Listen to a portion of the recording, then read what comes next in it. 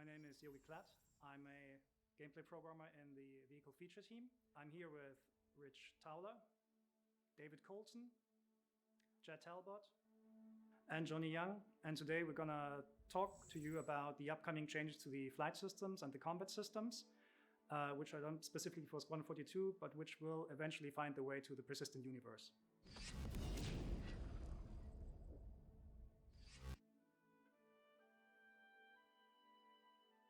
We want to define ship roles for the game because every role in itself and every ship can offer unique gameplay opportunities for individual players. We want to provide a lot more variety to the gameplay in Star Citizen, a lot more opportunity for different careers, different responsibilities, and different sort of perspectives and views on gameplay where people contribute different types of work and different types of jobs. Star Citizen is supposed to be a big expansive game with giving the players lots of chances to have a variety of different experiences. It's not just about combat, it's not just about an economy, it's not just about piracy, it's about all of those things happening at the same time. So we need ships that can act and function in different ways to support all of those different goals. In trying to figure out these roles and define what they are and make the gameplay for them, we started very heavily leaning toward combat, mostly because combat is a mechanic that is very widely applicable throughout the game, and the principles behind it apply to various other roles in the game. We've been working away in the S42 branch, and this has really allowed us to isolate these ships. So we've kind of broken it down into archetypes, and it's really allowed us to kind of break down what these ships do. And also it's to make sure that when we are defining these roles and balancing these roles, that we're putting the ships in the right place, because we don't want the ships to be like, you play this ship, it means you dominate this part of the game. That there's always got to be plus and minuses so the balance is right. So there's still some crossover between the ships. So just picking one type of ship just isn't just a win. We have already defined several ship roles, and they're usually known as light, medium, and heavy fighters.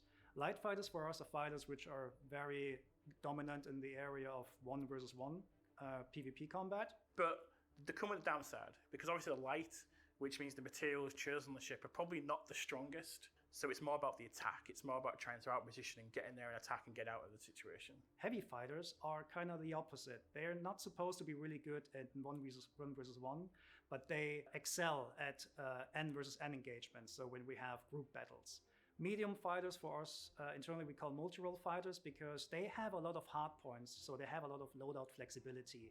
So a player can tune them to the role whatever they want, but they will never reach the performance of dedicated ships. A lot of the medium fighters sometimes come with a turret as well, so they've got that additional gameplay of the turret, which is aimed to kind of counter the lack of maneuverability that their ships have.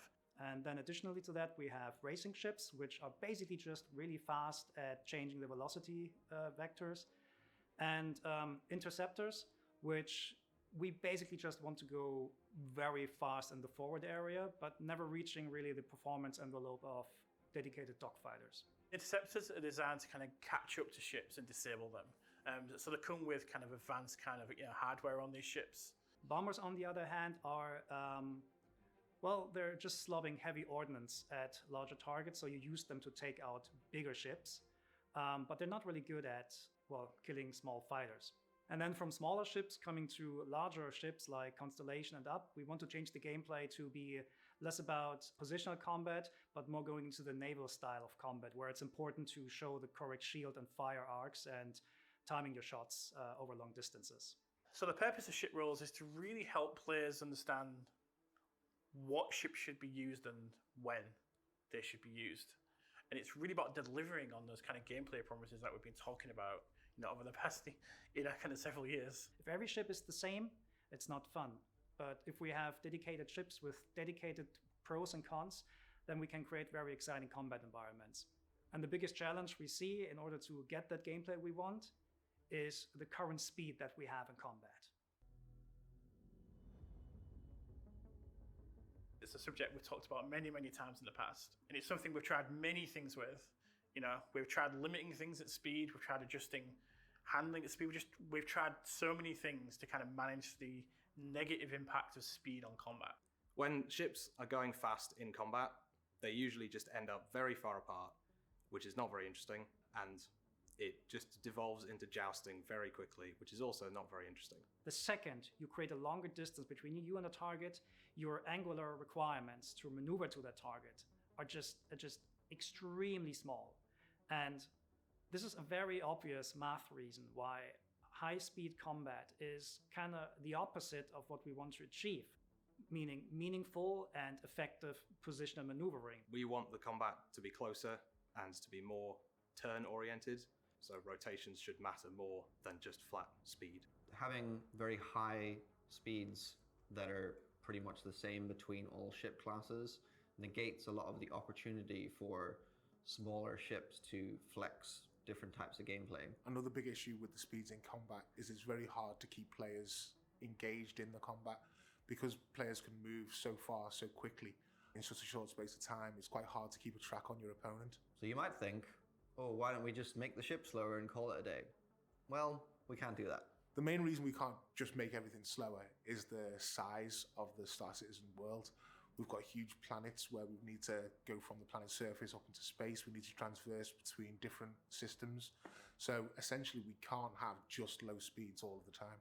There's a massive universe out there to explore, there's planets to explore, and the feelings we want to capture with the speed, we still want an element of danger that you can still go too fast in lots of situations. We have tried an awful lot over the past few years with what are called soft speed caps, where there is no speed cap on ships, but we encourage gameplay to occur at a lower speed. But it doesn't really work because the advantages of flying fast in terms of defense is just better. So since the last year, the focus of Vehicle Feature Team shifted very heavily towards Squadron 42 and nailing down the flight and space combat experience for it. And I'm very proud to say that we finally found a really good working solution that we're going to show today. So the main idea is to simply not have combat and long-range travel at the same time.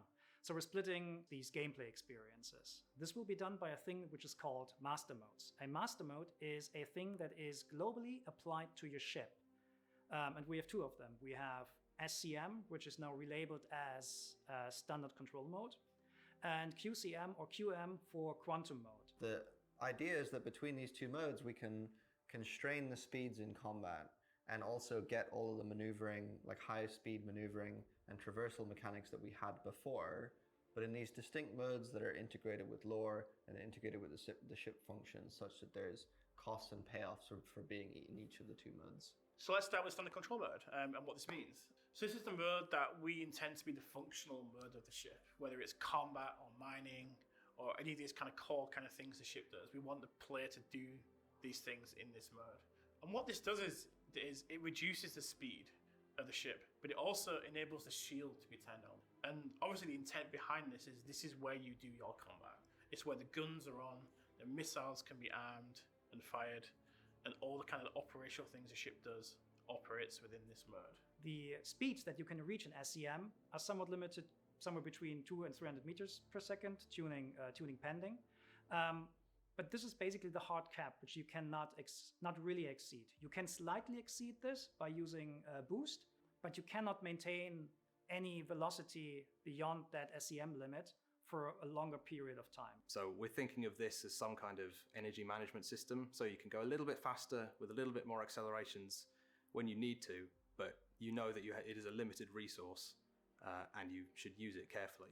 Specifically, the boost space is interesting for space combat because that boost space is not spheric as it was before. You can boost the fastest if you're going forward on a straight line, and you have a lot of debuffs when you're trying to boost backwards. That alone gets us a lot of interesting maneuvering space and variation in the day-to-day dogfight maneuvering, so to speak.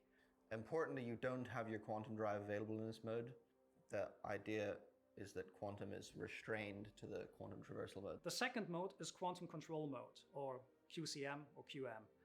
What this mode does is it unlocks your maximum velocity that your ship can reach. So when you were limited before to 200 to 300 meters per second, now you can go to 1200, 1400 meters per second, whatever your ship allows you. During the development of the quantum mode, we realized we needed something that was a little bit more kind of about traveling large distances, but not at the distances that you need to, speed up your quantum drive and travel across the universe. So we've created this feature called Quantum Boost, which is available in the quantum mode, and you can access it at any point. So at any point you want to kind of boost towards your location that you're kind of looking at, but it's just too far away. And this boost is available for a limited amount of time, and it's purely on a straight line. Just to give you like a ballpark, Quantum Boost will allow you to go to a target fast if it's within, let's say, 50,000 kilometers, whereas you will use Quantum Travel to do very long range jumps between planets. So Quantum Mode allows you to go very, very fast with up to like 1,200, 1,400 meters per second when you want to zip really fast over a planet. It also allows you to do Quantum Boost to quickly go between points of interest, which are rather close to you. And it allows you to travel long distances between planets and large-scale stellar objects. But it comes at a cost. Your capacitor systems are non-functional because they interfere with the quantum bubble that is allowing you to go fast. You won't have shields. Your shields will collapse right away when you swap into quantum mode. Your weapons will stop working because anything that's firing outwards of your ship will disintegrate the quantum bubble.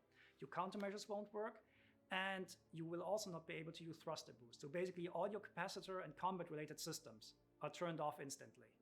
When you switch between modes, there'll be a little period of time where everything has to spool up and change. So you will lose your shields during this, you won't have your weapons during this, but you also won't be going fast. So there's a risk-reward element when you need to switch modes. So it's going to be a very kind of conscious choice of what mode you should be in at any particular point. So if you feel the threat of someone that's close by, you're not quite sure what their intention is, maybe switch to standard control mode and be safe. Or you can switch into quantum mode and escape. And this is going to kind of bring in an element of danger and an element of risk. Because going into the two different modes is like a systemic thing within the ship's items, we actually have the opportunity now to define ship roles that can block people from escaping, either using devices that suppress the quantum bubble or devices that can effectively interfere with your ability to transfer between the modes. For example, specific ships like interceptors can be tuned such that they have a higher standard control mode speed, so they're able to catch up with people. Or, for example, make the swap between the modes faster and more efficiently so that they could catch up with you, go into standard control mode and attack you more effectively as per the properties of their ship versus another ship which might not be as good at doing something like that. It's something that's fundamentally changed the gameplay experience for us. And this is working now, and we're playing it every day in the studio, we're refining it, we're tweaking bits here and there. But we're at that stage now where we're tweaking and balancing. And we've got the core features, it's there in the game playable. And the difference it's made on the game for us is, it's basically night and day. Because the speeds have been limited in standard control mode, suddenly fights are a lot closer. The accelerations of ships similarly have been retuned a little bit, and their afterburner strength has been retuned a little bit to make it so that you can orbit around ships and have a lot more interesting maneuvering.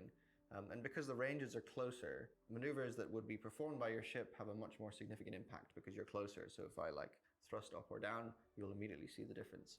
So similarly, things like capital ships effectively get a buff to their offensive capabilities with this change, because suddenly you can't orbit a capital ship at high range and high speeds. You have to get a lot closer, which will make the turrets much more effective at shooting you.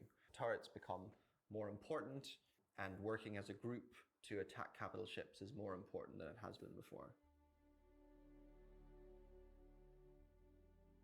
This is a really exciting change because it allows us to keep the combat speeds relatively low, where we know that the gameplay is better for that, while also keeping the point-to-point travel speeds as high as they should be for PU. Playing with Master Modes in Squadron 42 has been a lot of fun, simply because it's changed the entire combat experience. Before, you'd find that you were fighting at a huge distance. Now you're finding that you're in really tight, close combat with the other players. I think the biggest part of this is going to be when we have the larger ships interacting with the smaller ships. Once we can have battles with big capital ships and smaller ships, we'll have brought something to the Star Citizen world that I don't think has come out before. and I think it'll make a massive improvement to the game. Having made these changes to implement master modes and rebalancing all of the ship speeds, we'll finally be able to define ship roles in the way that we've always wanted and to bring a lot more variety to the gameplay that we haven't had before. So it's been a really long journey here, obviously, because you've been a part of this journey. And we've tried many, many different things over the time to try and really create the experience we want. But the reality is, from us, it came down to what it always is in Citizen, which is creating choice for the players. It's about giving players the option, and their choices have consequences. So with master modes, it really helps define the player choice in the game. So they're choosing to do combat, they're choosing to travel from A to B in quantum, they're choosing to QT boost somewhere. Just giving players that freedom within the universe we have is just it's a really magical thing. And we try many times to control that as designers, to try and get a specific experience at some point. But we always end up coming back to the fact, let's just give the players the choice and let them make the key decisions, and we'll design the balance around that. We finally have it. So we're now nailing down the space combat experience for Star Citizen, specifically for Squadron 42. We know from internal playtest that the master mode stuff works. We know that it works with our flight retunings, and it's very exciting. It will yet take a while to ship this to the PU, because the amount of ships you fly in Squadron 42 is rather limited, whereas in Star Citizen we have about, more than 100 ship records at the moment. But the whole hard problem of designing this thing in the first place is over. We just need to get the numbers in now. And all the footage you've seen today is from Squadron. It's all currently playable in the game. Internally, we're playing this every day. We're still making some tweaks, but everything is there right now. It's all about the foundational kind of tweaks that we're making, and we can't wait to get it in your hands. So thanks a lot for listening to us today. We're very, very excited to get the changes to you as soon as possible. And we'll hope to see you fighting in the verse.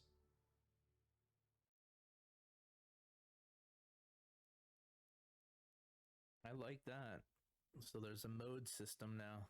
It'll make things much easier to fight, play, be able to choose when you want to do a certain mode for the flight mechanics in combat or out of combat.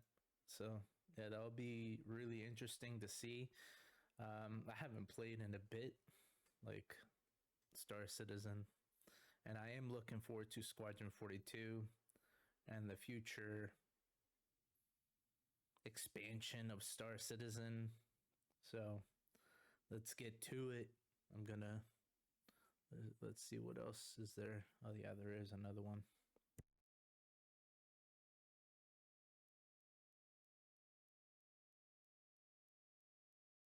I'm interested in this, on how they change the entire scope of Lorville. So let's look at this.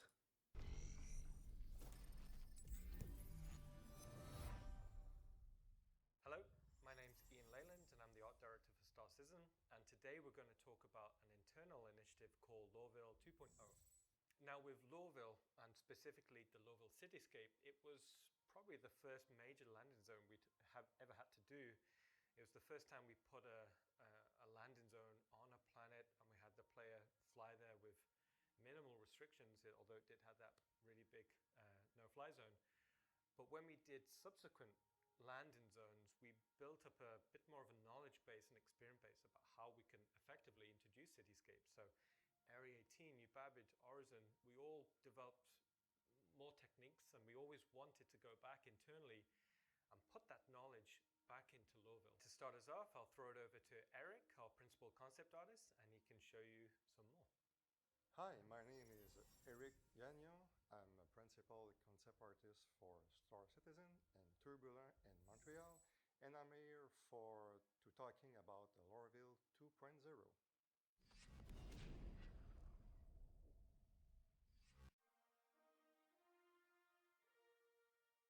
When I started to work on the concept, initially what I did is to create a variety of sketches, black and white sketches of a different approach of that city.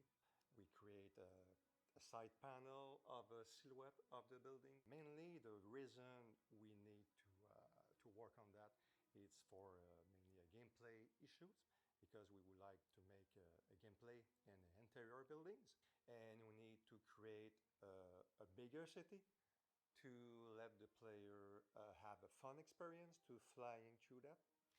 Yeah, so after the sketching process and get some approval, I need to know very well the footprint of that city. We build a city from a human scale, you know. We have nothing in that city, they build in a gray zone.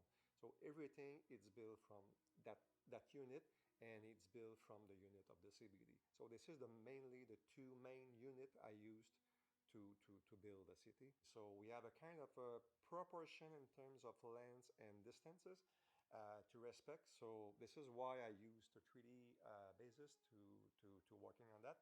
So I need to make sure that the ratio of everything fits well to approach closely as possible. So mainly the goal is not to dig right away on the details, but it's to stay on the big picture and to see if the skyline makes sense.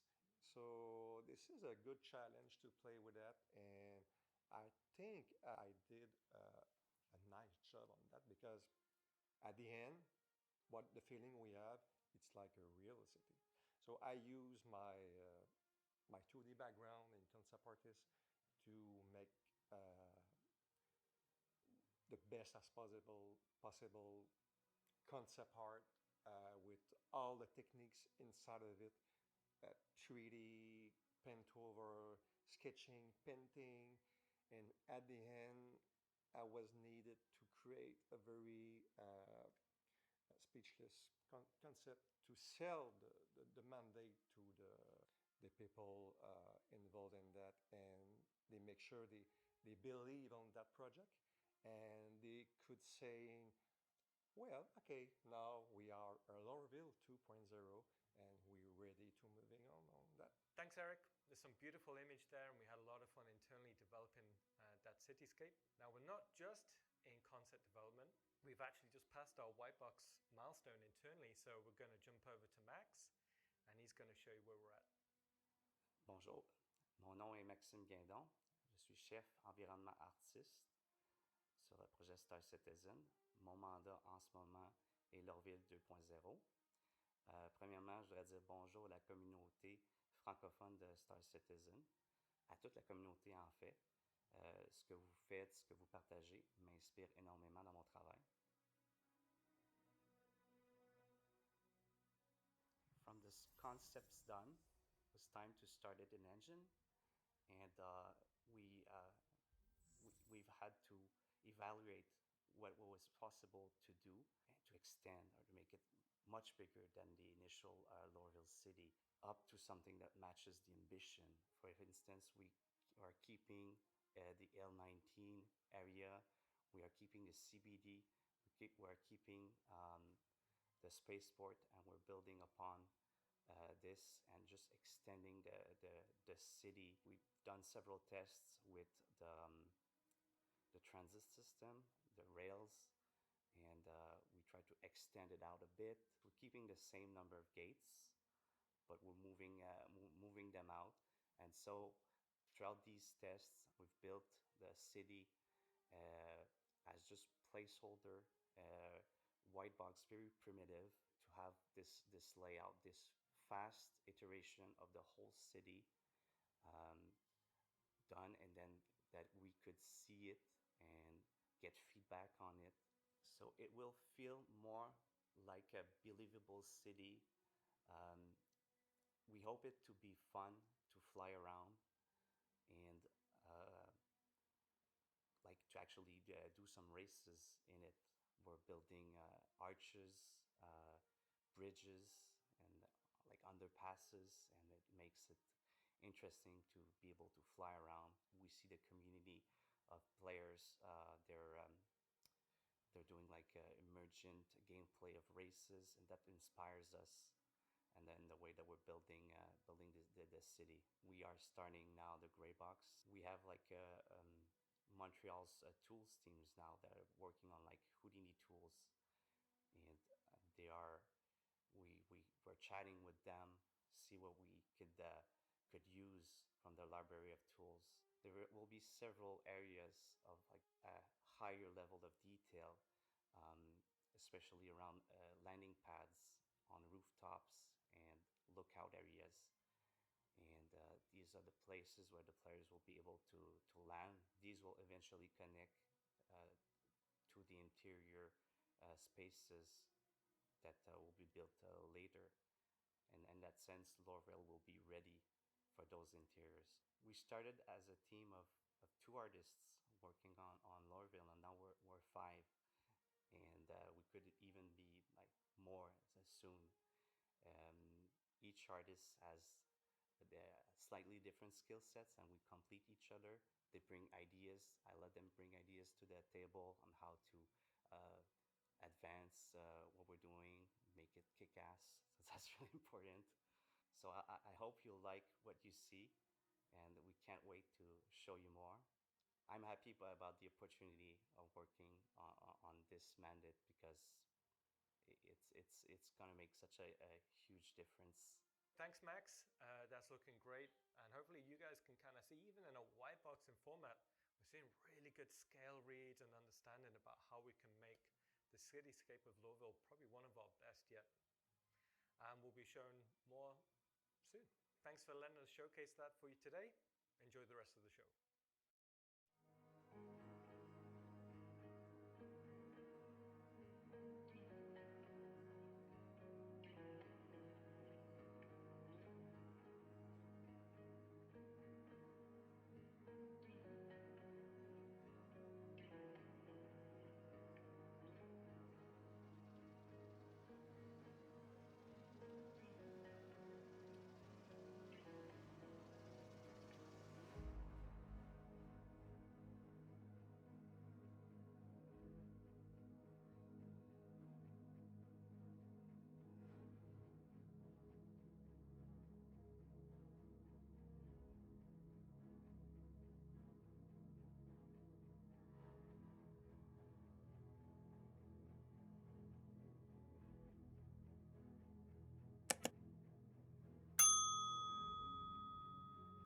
Thank you for watching, everyone.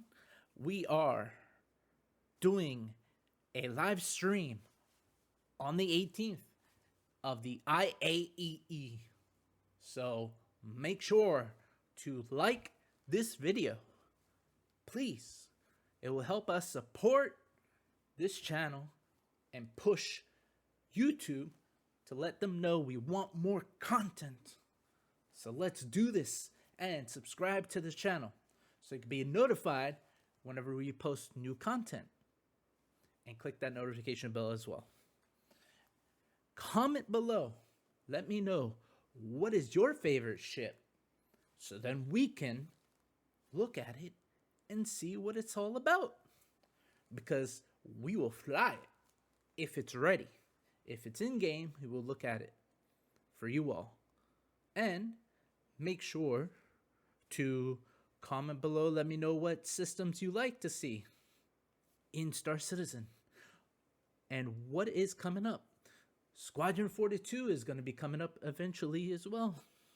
So we will notify you whenever we get some new information.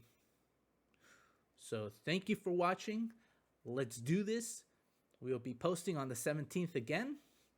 And also, look through the channel. If there's any other content you would like to see, we have it. And if we don't have it, we will make it. Thank you for watching. Have a great week. Stay safe. Fly safe. Until next time.